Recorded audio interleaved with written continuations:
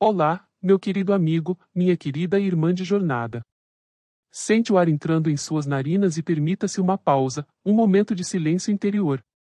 Hoje, vamos juntos adentrar um tema profundo, que pode tocar o seu coração e despertar algo novo dentro de você: esperanças e consolações, o Código Penal da vida futura. Você já se perguntou o que acontece depois da vida terrena? Já sentiu um frio na espinha ao pensar que nada será deixado ao acaso, que existe uma lei maior, uma justiça que ultrapassa o visível? Pois eu quero convidar você para essa reflexão, não com leveza superficial, mas com a urgência de uma alma que desperta para o invisível. O expositor Jorge Elahá nos conduz por entre as páginas da doutrina espírita e revela que nossas escolhas, nossos silêncios, nossos amores, nossas falhas, tudo isso reverbera na eternidade. Então, fique comigo até o fim, porque essa mensagem pode alterar o modo como você encara seu hoje e seu amanhã. Inscreva-se, ative o sininho, prepare seu coração e assista até o fim. E tem hoje como objetivo a discussão sobre a quarta parte do Livro dos Espíritos, Esperanças e Consolações. Nós, como bem sabemos, nunca tivemos na história da humanidade nenhum momento em que nós não tivéssemos religião sobre a face do planeta. Em todos os períodos em que o homem esteve desde sua pré-história até os dias atuais, múltiplas foram as doutrinas que apareceram sobre a face da Terra. No Oriente, no Ocidente, antigas ou modernas, o homem sempre esteve coberto pelos conhecimentos espirituais, a fim de que ele pudesse ter mais nitidez naquilo que tivesse que realizar dentro das nossas condições da vida terrena. As religiões foram múltiplas, as verdades até diferentes entre si, os rituais, os paramentos, liturgias, muitas crenças diferentes, mas apesar da diferença entre as religiões, existem 4 pontos fundamentais em todas elas que acontecem em todas as religiões. E o que é uma coisa muito impressionante, porque são povos que nunca se viram, não se encontraram, mas suas doutrinas possuem uma convergência em 4 pontos distintos. Primeiro desses pontos, todas as religiões falam da existência de uma divindade. Todas essas religiões apresentam para nós a ideia de um ou vários deuses, onde existe um que é o criador, embora seja um panteão com vários deuses, tem um que é o que cria, os outros são apenas cuidadores de certas áreas da natureza. Então, existe sempre uma divindade que criou tudo quanto existe, ou seja, a criação seria fruto de seres espirituais. Isso é comum a todas as religiões. Segunda parte que é comum e que é impressionante: todas as religiões, independente desses povos terem contato ou não, afirmam que o homem tem uma parte espiritual, que nós não somos só corpo, que existe em nós algo que, quando a morte vem, esse algo de nós sobrevive e permanece do lado de lá da vida, próximo daqueles que eram seus amores. Um sinal indelével da mediunidade na nossa história, porque só a mediunidade poderia dar ao homem essa compreensão, e isso a gente vê desde o princípio da nossa história. Uma terceira coisa que é muito comum em todas as doutrinas antigas é a presença de um código moral. Todas as doutrinas, todas as religiões possuem um código de conduta.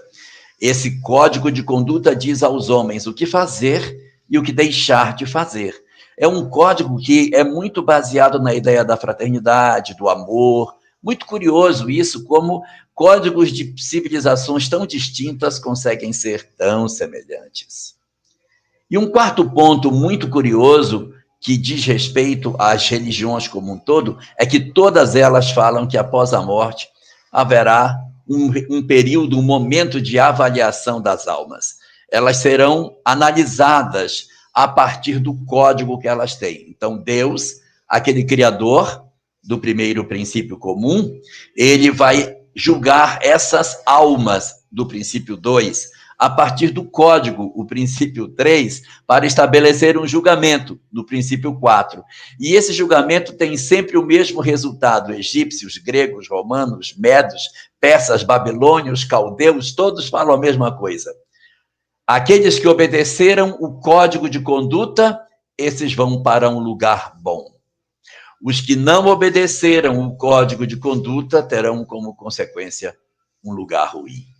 Isso é tão impressionante porque parece estar no ideário humano esses 4 pontos. Mas o mais curioso de tudo isso é que quando Allan Kardec construiu o Livro dos Espíritos, o livro dele também tem 4 partes. A primeira parte dessa obra discute exatamente sobre Deus e a criação, que é o primeiro princípio comum dessas várias doutrinas. O segundo ponto, que é comum a todas as doutrinas, aparece na segunda parte de O Livro dos Espíritos, a vida espiritual, onde vai falar da alma, da transmigração das almas, da sorte dos espíritos no mundo espiritual, vai falar sobre essa relação dos homens com os espíritos. Tudo que diz respeito à vida do espírito está tratado na segunda parte de O Livro dos Espíritos. A terceira parte de O Livro dos Espíritos apresenta um código de conduta, as leis morais, que é muito parecido com o que as religiões antigas possuíam, os seus códigos de conduta que deveriam ser tratados. E a última parte de O Livro dos Espíritos, das Esperanças e Consolações, vai trabalhar especificamente o resultado da aplicação desse código de conduta na vida humana. É a parte de O Livro dos Espíritos que vai tratar especificamente sobre o que acontece com os homens a depender do que eles fazem das suas vidas em relação à proximidade com aquele código que estaria da terceira parte, o código chamado As Leis Morais.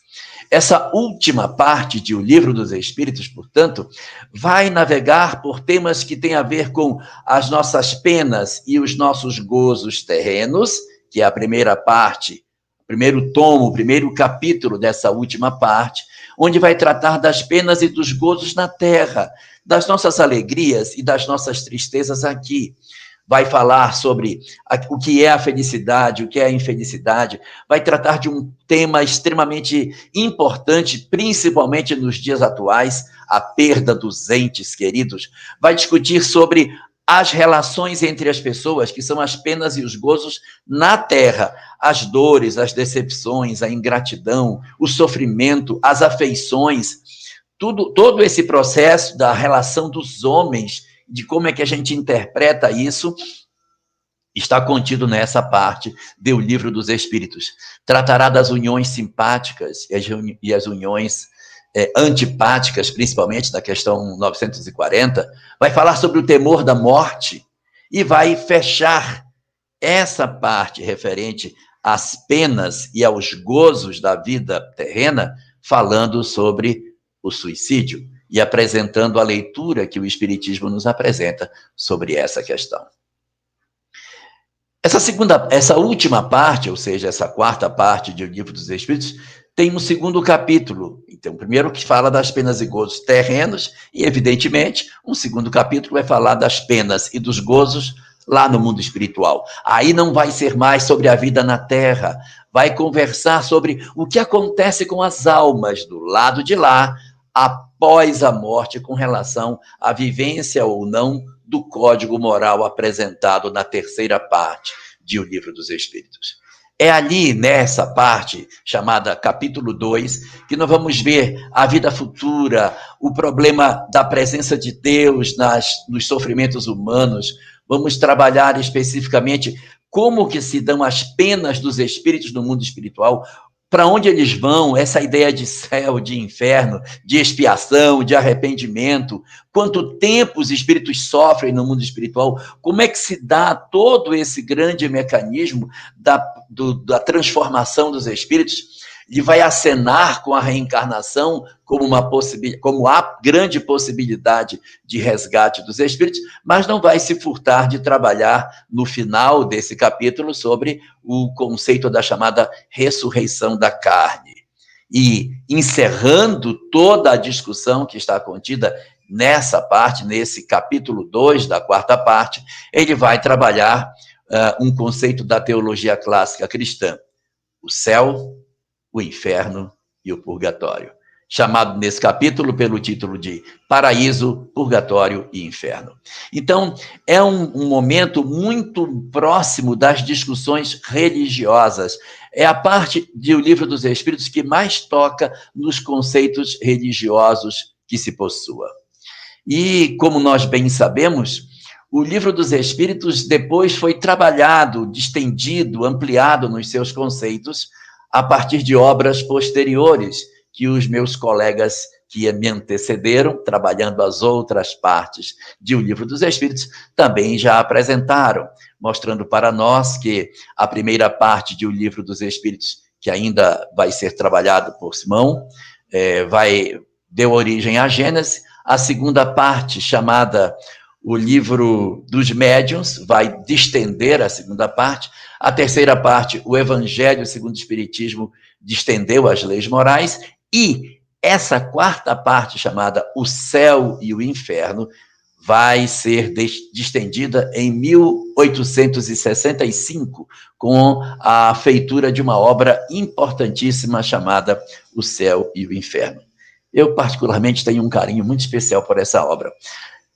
Foi a obra de Kardec que eu li que mais me impactou. Há muitas pessoas que dizem que quando leram o Evangelho segundo o Espiritismo se sentiram profundamente envolvidas, outras amaram o Livro dos Médiuns, outros se empolgaram com o Livro dos Espíritos ou com a Gênese. O livro que mais me impactou foi O Céu e o Inferno.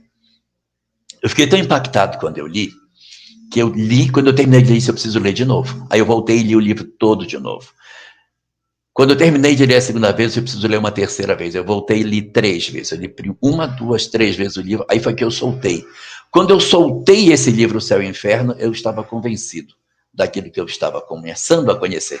Eu tinha, na época, meus 18 para 19 anos, quando eu tive a chance de ler essa obra.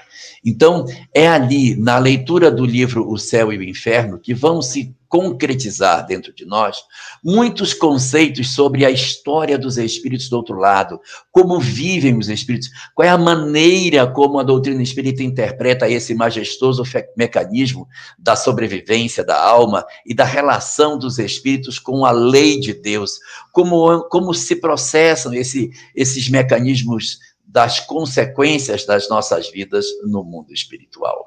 Então, o livro O Céu e o Inferno é um convite a essa interpretação mais efetiva do que acontece conosco depois da chamada morte.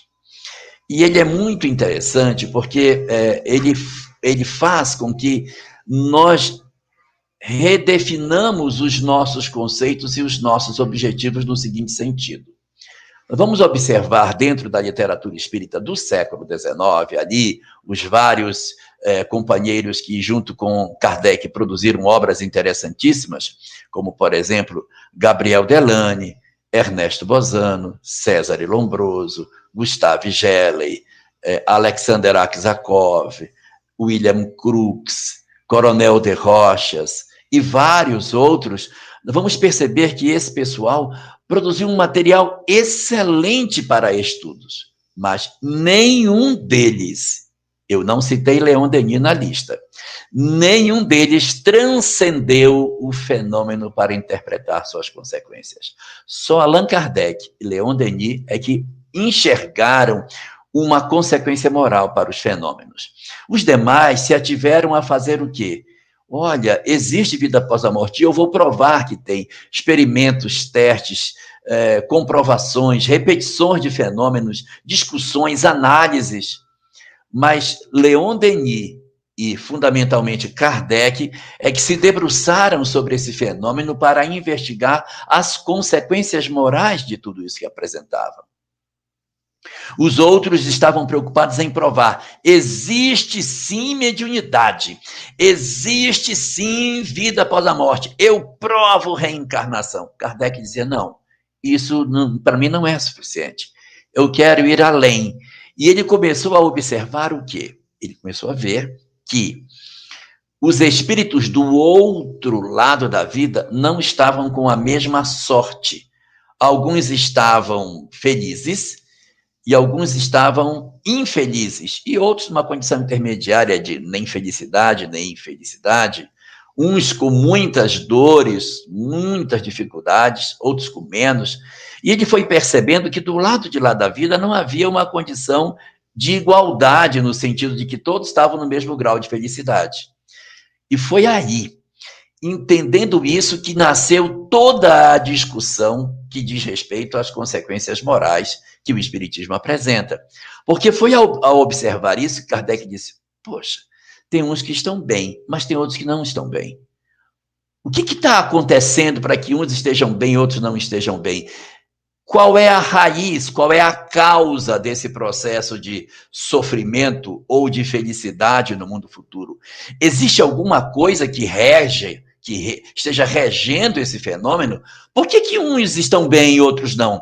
Vamos investigar o que foi que esse pessoal fez ou deixou de fazer para que sirva de diretriz para os encarnados. Porque, ora, se eu percebo que quem age desta maneira fica bem, e quem age desta outra maneira não fica bem, segue-se um conselho para a humanidade. Olha, essa é a rota para você ficar bem.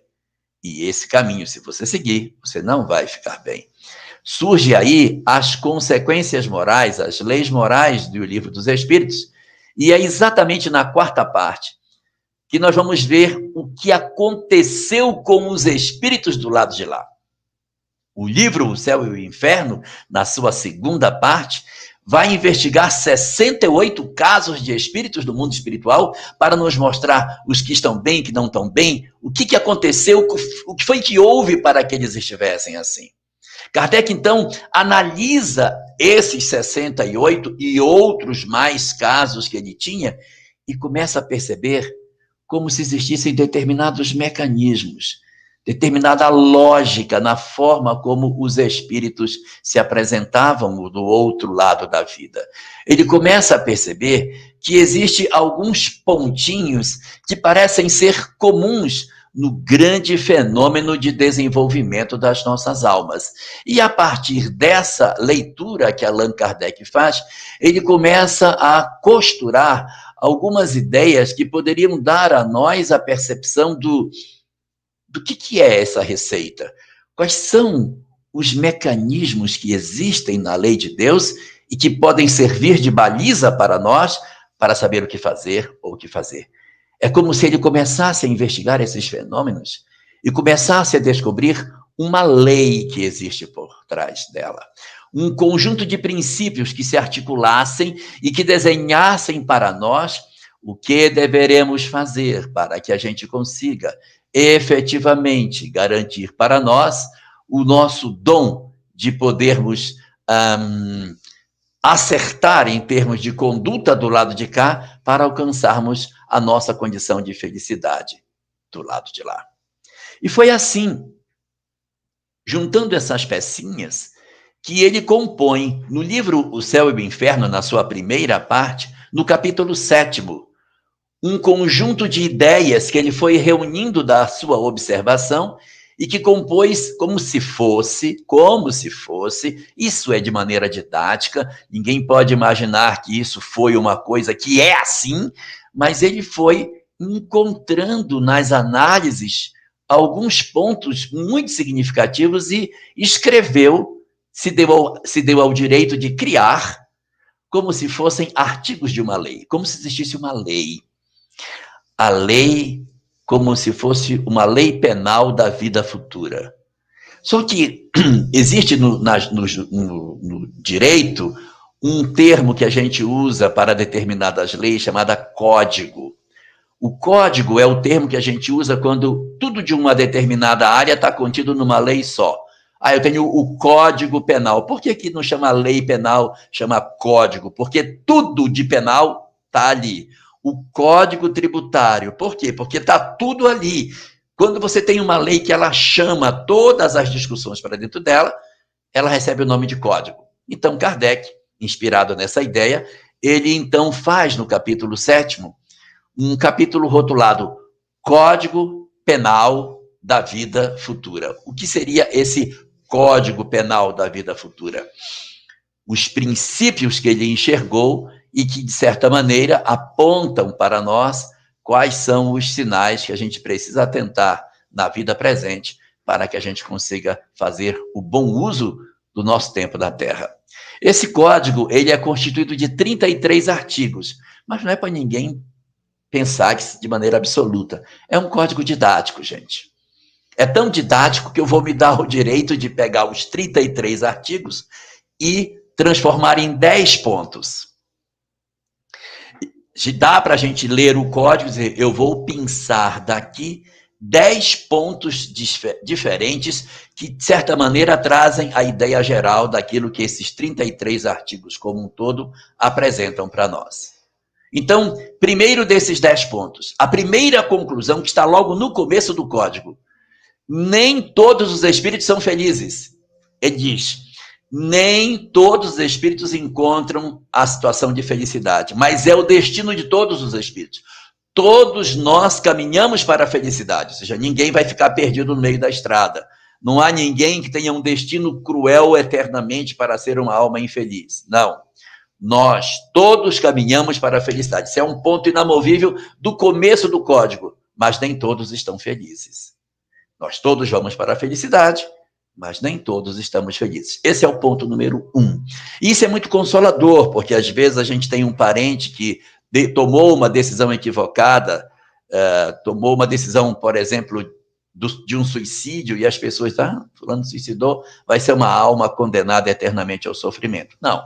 Nós todos caminhamos na direção da felicidade, e apesar das consequências que ocorrem para o suicídio, nós não podemos negar, todos têm condição de se levantar e se levantarão e serão espíritos luminosos no futuro.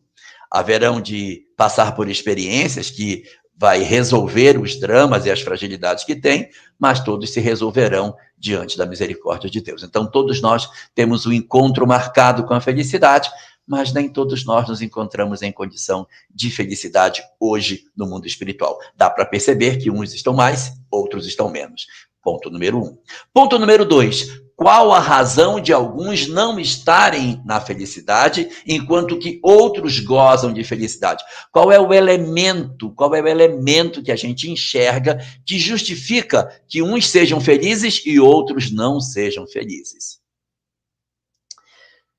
Esse ponto é a imperfeição humana. Kardec percebe que a imperfeição do homem é o grande sinal que marca a condição de felicidade ou de infelicidade. Aqueles de nós que somos mais cheios de imperfeições morais, apresentamos do outro lado da vida mais sofrimento. Os que lutam contra as suas imperfeições, que mantêm uma vida mais coerente, que se esforçam para se alinhar mais perto daquele código moral que está bem apresentado na terceira parte do Livro dos Espíritos, esses vivem de maneira mais feliz. Então, eu tenho felicidade e infelicidade a depender dessa condição. Um parêntese na história, na parte segunda do Livro dos Espíritos, ele traz 18 casos de espíritos felizes. E eu procurei investigar o que esses 18 espíritos felizes tinham de comum para justificar a situação que eles estavam. Eram homens e mulheres, velhos, novos, do Ocidente, do Oriente, ricos e pobres, espíritas ou não, eu não conseguia descobrir o que era. Pegando as biografias de todos eles, quando eu fui anotar, há uma palavra que está presente nas biografias. A palavra chama-se prestativo. Todos eles eram preocupados com o próximo. Então, se alguém quer encontrar alguma condição de felicidade na vida futura, aí está a chave.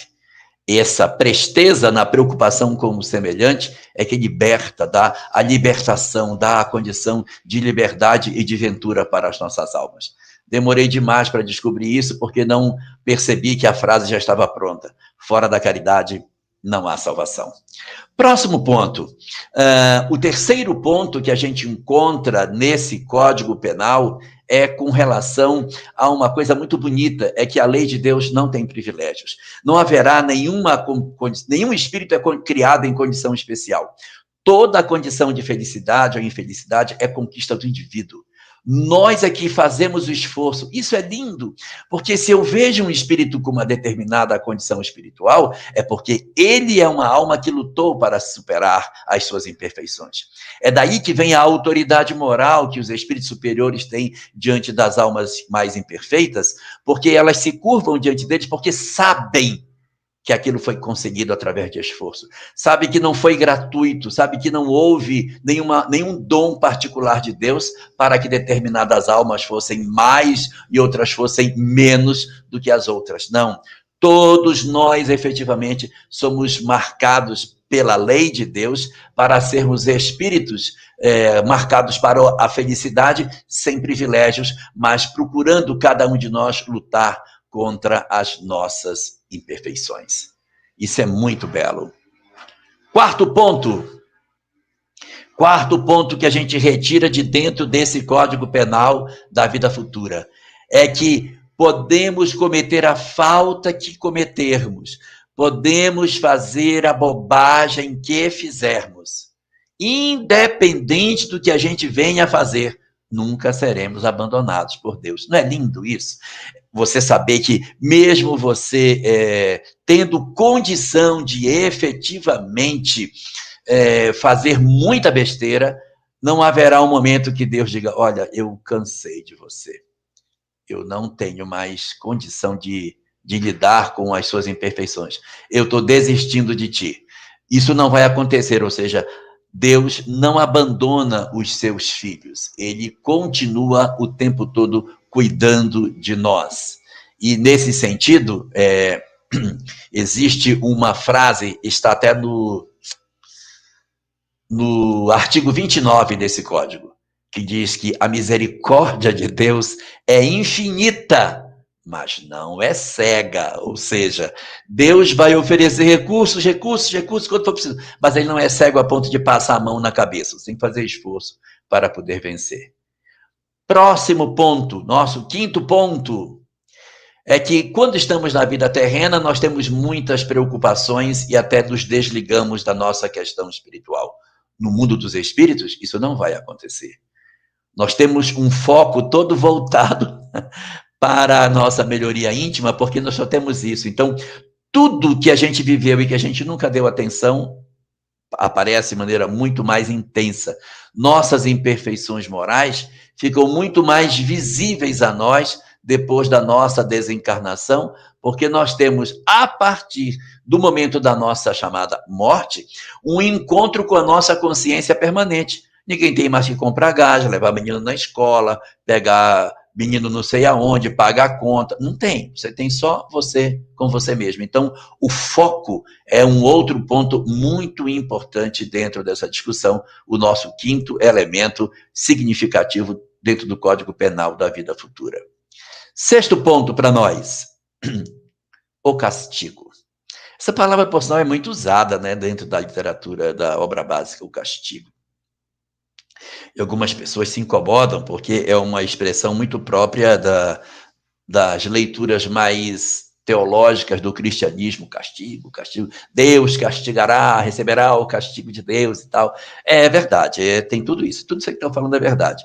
Mas falta a gente observar a questão 1009 de O Livro dos Espíritos. Dessa questão, Allan Kardec pergunta aos espíritos e a resposta é longa, e tem um dos parágrafos da resposta que diz assim, e o castigo? O que é o castigo? Ponto de interrogação. É a consequência natural de um mau passo. Então, o castigo não é uma coisa arbitrária, que Deus saiu do seu trono refulgente e disse, hoje eu vou dar um passeio para ver quem está fazendo acho que eu vou castigar. Não, é a consequência natural de um mau passo. Então, é a consequência das coisas. E aí nós vamos ter o chamado castigo, que aparece em alguns artigos que fazem parte do Código Penal da vida futura, aonde você vai encontrar ali os castigos que são infligidos aos espíritos. Entenda-se castigo como as consequências de seus maus atos. Primeiro ponto que os espíritos colocam sobre os castigos, não são físicos, são morais. Então, esse negócio de fogo, tortura, pendura pela língua e tal, não são castigos efetivos que estão colocados no livro O Céu e o Inferno.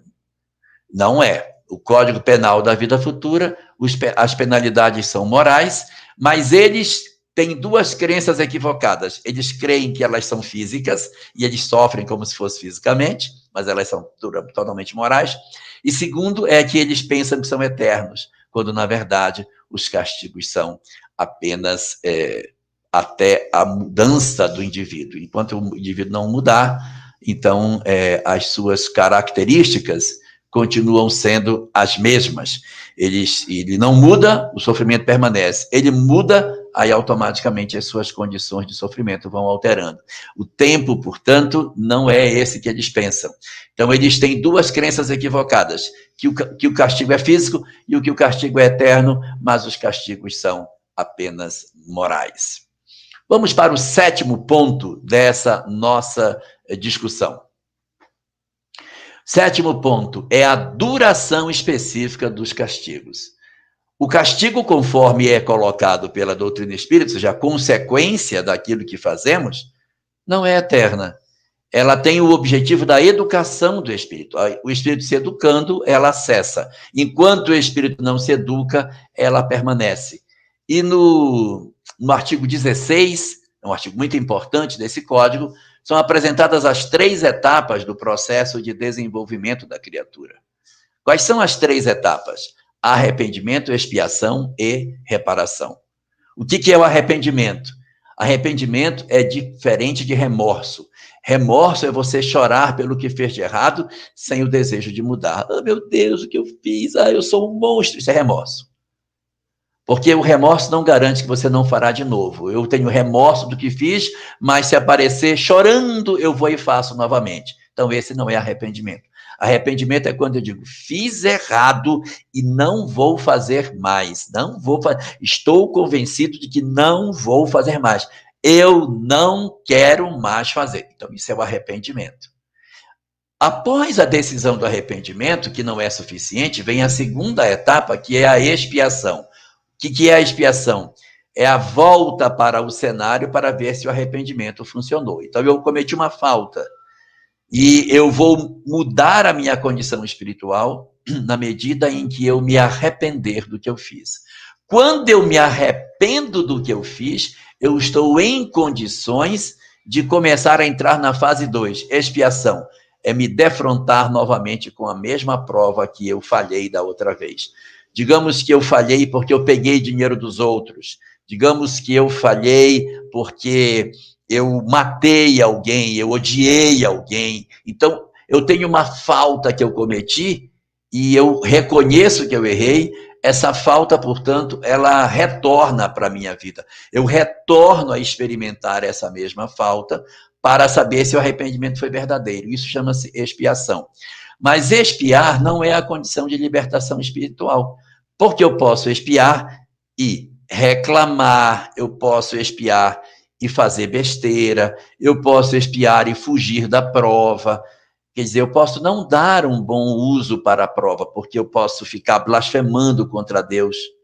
Então, quando isso acontece, a gente expiou, mas não resolveu. Qual é a consequência? Expia de novo. Vai expiar, ou seja, vai reencontrar sua prova tantas vezes quantas se fizerem necessárias até alcançar a terceira etapa, que é a reparação. É fazerem bem o mal que se fez anteriormente.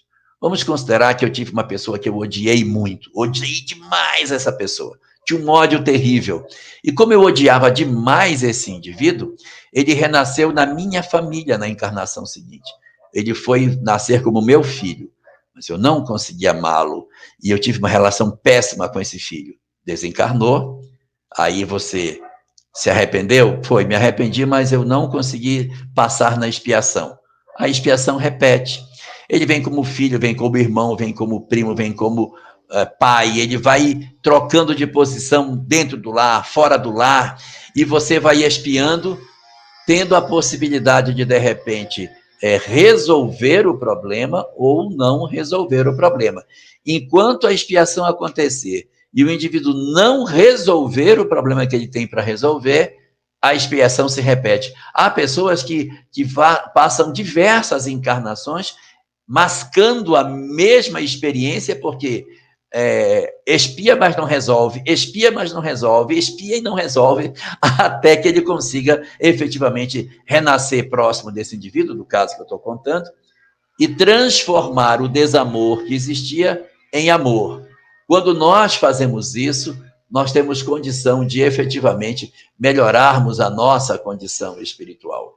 é o dom que o Espírito nos concede de nós mudarmos a nossa história de vida a partir das condições que a lei de Deus nos concede. Se nós pudéssemos, de alguma forma, fazer o trabalho de mudança interior dos nossos corações diante das nossas provas, o nosso período de expiação seria menor. Por quê? Porque a gente espiaria e logo se recuperaria. Quando a gente não se recupera do mal que a gente fez, então a prova se repete indefinidamente. No livro O Evangelho segundo o Espiritismo, que nós já tivemos a chance de ver, nós observamos ali uma mensagem chamada O Bem Sofrer, onde mostra que não é o sofrimento que leva à evolução, é o aproveitamento do sofrimento, é o crescimento nosso com aquilo que está acontecendo conosco, é a chamada reparação, a última das 3 etapas. Então, só repetindo, a duração das penas não é eterna, ela demora de acordo com o esforço que o indivíduo faz para se transformar, é composto de 3 etapas: o arrependimento, que é fundamental para começar, depois a expiação, que é o reencontro com essa experiência, e o terceiro, a capacidade de desconstruir o mal, construindo o bem, educando as nossas almas e garantindo o futuro feliz que a gente tanto precisa. Vamos então agora para o 8º desses pontos. O 8º desses pontos do Código da Vida Futura diz que as penas são pessoalíssimas, tal como no Código Penal normal da vida terrena. Lá também as penas não excedem do indivíduo. Então, se alguém errou, não eu, a responsabilidade é do outro e não minha. Eu não respondo pelos erros dos outros, eu respondo pelos meus erros. Então, o que isso significa na prática? Significa que se eu ensinei meu filho tudo que eu podia, dei todas as orientações, ajudei, coloquei ele de pé, ensinei o bom caminho, mas ele entrou pelo mau caminho, eu não vou ser responsabilizado pelo mal que ele faz, porque cada um responde pelos erros que comete. Se eu me dediquei, fiz tudo que eu podia e ele não ouviu meus conselhos, a responsabilidade é dele. Ora, se cada um responde pelas suas próprias faltas, as minhas faltas, só quem vai responder sou eu. Então, se eu tenho um filho e o filho é rebelde, mas eu não o educo, eu não faço o processo de educação, desisto dele e digo: ah, meu querido, você é uma alma impermeável, vá se virar para lá. E deixo essa pessoa para lá. Quando eu faço isso, quando eu me afasto dele e desisto do processo educativo e ele erra, aí eu tenho parcela de culpa. Ah, mas foi ele que errou. Mas eu aí, nesse segundo caso, eu contribuí para o erro dele. Então, cada um responde pelas suas faltas. Sim, o pai diligente de filhos maus não responde pela falta do filho mau. Mas o pai imprevidente que tem filhos maus, ele tem parcela de responsabilidade com os filhos, porque ele não cumpriu todo o dever de pai no processo educativo dessas criaturas, então ele assume parcela de responsabilidade dos equívocos que esses companheiros cometem. Então, é pessoalíssima? Sim, é pessoalíssima. Mas é pessoalíssima em cima daquilo que eu tenho de compromisso na história dos outros. Penúltimo ponto dessa nossa discussão. Quando Kardec, no item 24, quando ele está tratando especificamente no artigo 24 sobre as condições de sofrimento do espírito do mundo espiritual, ele fala de qual é o maior castigo que o espírito sofre do lado de lá. A presença das suas vítimas. Esse é um constrangimento marcado para os espíritos. A presença de suas vítimas lhe constitui suplício cruel. Porque você ter prejudicado alguém e, de repente, no mundo espiritual, que você está sofrendo as consequências de sua imperfeição, você estar diante daquele que realmente foi sua vítima e que agora está diante de você, é uma punição muito forte que os espíritos sentem nesse momento. Por isso, é considerada por Allan Kardec um item significativo, a punição que a gente recebe pela presença da vítima diante das nossas existências. E o último dos pontos do Código Penal da Vida Futura diz respeito a grande chave de libertação das nossas almas. Allan Kardec, analisando o Código Penal da Vida Futura, conclui que, depois de todas as mudanças e transformações que o indivíduo apresenta, ele precisa de uma oportunidade de recomeço. E essa oportunidade de recomeço chama-se reencarnação. E a reencarnação é sinalizada no Código Penal da Vida Futura como a grande oportunidade de recomeço, onde Deus, derramando misericórdia sobre todos nós, nos oferece o beijo do seu amor, e através desse beijo nós esquecemos parte do nosso passado e podemos retornar à vida física para conseguir fazer o exercício de consertar aquilo de errado que fizemos, aprender coisas novas com as nossas provas e também oferecermos exemplos com as nossas ações de missão na Terra. É um majestoso código de conhecimento extraordinário que nós encontramos dentro da revelação espírita, que agora, no dia 18 de abril, completou 164 anos, como bem lembrou a Darlene para nós no começo da nossa live. É magistral o trabalho que Allan Kardec produziu, e todo esse conhecimento ele é essencial para os nossos dias de hoje. E só para concluir a minha fala, eu gostaria de ler para nós, já que nós estamos tratando da última parte do Livro dos Espíritos, eu gostaria de ler um pedacinho. Esse pedacinho que eu vou ler é a última parte da conclusão de O Livro dos Espíritos. É como o livro termina, o livro vem, o livro não tem que acabar. Então, o último período da última parte de O Livro dos Espíritos, assinada por Santo Agostinho. Eu brinco dizendo que essa parte nem existia na obra, mas quando o livro ia fechando, Santo Agostinho disse, não, espera, eu quero escrever um texto, porque daqui a 164 anos, no Brasil, vão precisar dessa frase, e eu já quero deixar ela escrita, porque os brasileiros precisarão demais dessa frase para nortear as suas vidas no momento crucial da sua sociedade. Hoje nós vivemos um período de muita polarização política do nosso Brasil, e nós estamos vivendo um acendrado processo de esquecimento das verdades espíritas, elegendo como lideranças pessoas que efetivamente não têm a autoridade moral para assim se colocarem. A nossa única referência moral chama-se Jesus. Ele é o único elemento que norteia as nossas existências. E por isso, eu gostaria de deixar aqui, para encerrar a nossa discussão de hoje, a frase com a qual Santo Agostinho fecha o Livro dos Espíritos. Reflitamos nela e façamos uma leitura para dentro de nós próprios. Diz Santo Agostinho, jamais os bons espíritos foram os instigadores do mal. Jamais aconselharam ou legitimaram o assassínio ou a violência de qualquer natureza. Jamais estimularam o ódio entre os partidos, nem a sede de riquezas e nem de honras, nem a avidez dos bens da terra. Os que são bons, humanitários e benevolentes para com todos, esses são seus prediletos e prediletos de Jesus, porque seguem a estrada que este lhes edificou para chegarem até ele. Pensemos nisso e lembremos que tudo que fazemos aqui ecoa na eternidade. Se nós publicamos mensagem de ódio, independente de que lado estejamos, nós não estamos a favor do bem. Reflitamos sobre tudo isso e cumpramos o papel de fazermos todo o bem possível para que a nossa sorte no mundo futuro seja maravilhosa e tenhamos feito bom uso do conhecimento que o Espiritismo nos concedeu. E agora, chegamos ao momento decisivo. O que você vai ouvir agora poderá ser o início de um novo capítulo em sua existência. Nós compreendemos que existe um código moral, uma lei de Deus que atravessa as vidas e as vidas além. Você percebeu que mesmo quem errou tem à sua disposição a reparação, o recomeço, a reencarnação.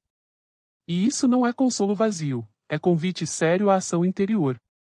Pense, se hoje você pudesse escolher agir de modo diferente, amar mais, perdoar mais, ajudar mais, o que você mudaria? Que legado você quer construir nessa vida e além dela? A vontade de Deus não é acomodação, mas elevação. Então, convido você a aplicar isso, Olhe ao seu redor, identifique onde pode agir, onde pode ser instrumento de luz e transformação. Compartilhe essa mensagem com alguém que precise ouvir isso, deixe nos comentários o que ficou no seu coração. Se inscreva e siga com a gente nessa jornada de despertar e libertação. Que a paz e o amor divinos conduzam teus passos e que assim seja.